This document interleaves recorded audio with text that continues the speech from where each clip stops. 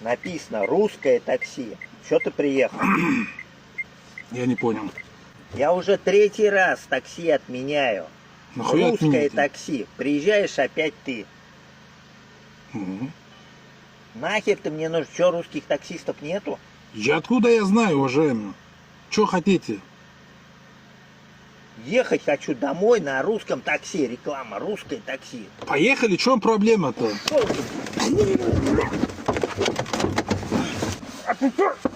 Я тебя посажу, урода. Сажу завтра. Что хочешь, говорю? Пошел нахуй. Иди отсюда.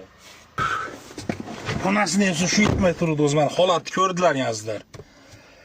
Astag'firulloh. Qo'y degan saring qo'ymaydi. Shu yetmay turdi. Yo qo'l chiqdi yo sindi onasini hepsin. Mana oddiy bo'layotgan holat mana shu qo'l.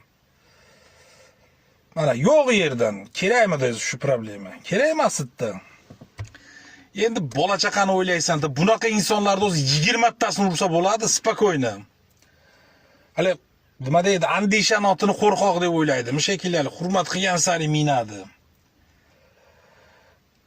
Bir nima qilayin desang, birovni yurt onasini yemsin. Baribir sen aybdor bo'lasan. Bu yoqda bola chaqa yash. Bola chaqani boqish kerak. Endi rizq Alloh beradi.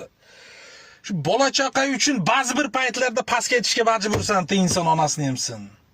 Nima qildim men hozir? Kelyapman, как vazif ishimni qilyapman. Kelyapti, menga anaqa shopir kerak deb savoryapti. Nima qilish kerak endi atvet qilmasdan?